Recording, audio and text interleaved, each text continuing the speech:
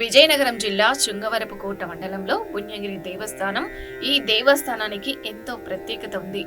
చుట్టూ ఎత్తైన కొండలు, జలపాతాలు, ప్రకృతి సోయగల మధ్యలో ఉన్న శైవ క్షేత్రం పుణ్యగిరి దేవస్థానం.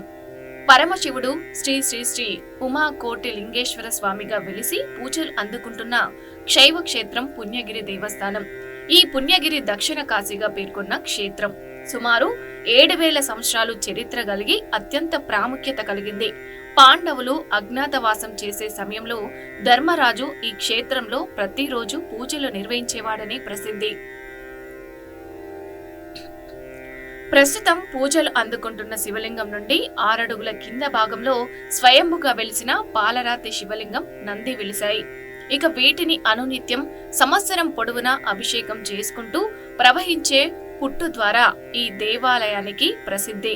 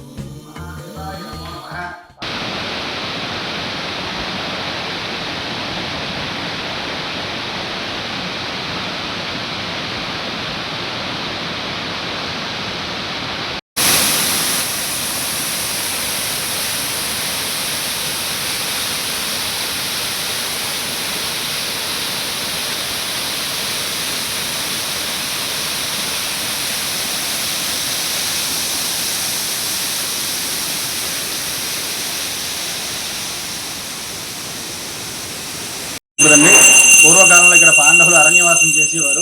ఇక్కడ విరాట్ రాజు కులంలో పాండవులు అరణ్యవాసం చేసి అక్కడి నుంచి నడుచుకుంటూ వచ్చి ఈ శివలింగం కింద పాలరాతి శివలింగం నంది కూడా స్వయంభూగా వెలిసిన ఉన్నాయి. దానికి అభిషేకం చేసుకుని వాళ్ళు అజ్ఞాతవాసానికి వెళ్ళేవారు. అదే ఆ కింద శివలింగం నుంచి అభిషేకవంతుడు జలపాతం వస్తుంది. అది చాలా లోతులో ఉందని చెప్పేసి కుంతీదేవి ఈ శివలింగాన్ని మళ్ళీ ప్రతిష్ఠ చేసింది. ఎప్పుడైతే ప్రతిష్ఠ చేసిన తర్వాత పాండవులందరూ కూడా ఈ శివలింగానికి అభిషేకం చేసుకుని మళ్ళీ వాళ్ళ అజ్ఞాతవాసానికి వెళ్ళిపోయేవారు అనమాట.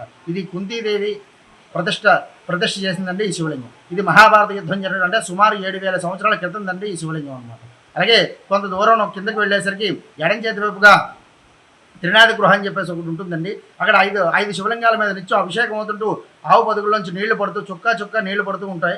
ఇది త్రినాథి గృహలోంచి స్వామివారి మీద అభిషేకం అవుతుంటూ జలపాతం వస్తుందండి అక్కడ. అలాగే కొంత దూరం వెళ్ళేసరికి ఉన్నాడు. ఇక్కడ 3 శివలింగాలు ఉన్నాయి.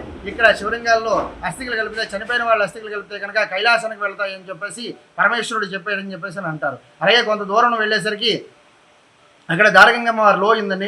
ఒకనొక సమయ సందర్భంలో భటుడికి ఖడ్గం ఇస్తాడు. ఆ ఖడ్గాన్ని ఇక్కడ మర్చిపోయి వెళ్ళిపోతాడు. వెళ్ళిన తర్వాత మళ్ళీ తిరిగి వచ్చేసరికి దేవతలు 12-1 గంట టైం అప్పుడు పలహారం తినే టైం అప్పుడు ఆ యొక్క భటుడు వచ్చి అమ్మవారు ఏంటంటే తలుపులు తీసేసరికి, అమ్మ ఎవరు ఇక్కడ మీరు ఉన్నారని చెప్పేసి అడిగిగానే, అమ్మ ఇక్కడ మేము దేవతలు ఉన్నాం, నువ్వు ఎందుకు ఇక్కడికి వచ్చావు ఇంత రాత్రిప్పుడు అంటే, ఇలా లేదండి, ఇలా రాజుగారు ఖడ్గం ఇచ్చారు, ఆ ఖడ్గాన్ని నేను ఖడ్గాన్ని ఇక్కడ మర్చిపోయి వెళ్ళిపోయానమ్మా, ఈ ఖడ్గం పట్టుకెళ్ళడానికి వచ్చానని చెప్పేసి అని అంటారు. వెంటనే కూడా ఆ రాత్రి భటుడేమో ఆ ఖడ్గాన్ని పట్టుకెళ్ళడం చూసి, ఆ రాజుగారు నువ్వు ఎవరినో చంపేసావు, నిజం చెప్తావా చెప్పవంటే, లేదండి అని చెప్పేసి మొత్తంగా ఇక్కడ అమ్మవారు ఉన్నారని చెప్పేసి నిజం చెప్తారు.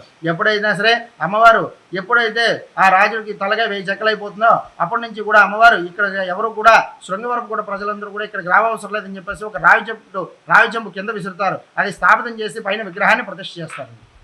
ఇక కార్తీక మాసం మరియు మహాశివరాత్రి సందర్భాలలో అనునిత్యం ఈ దేవాలయానికి లక్షల మంది ప్రజలు వచ్చి తమ మొక్కులు తీర్చుకుంటారు.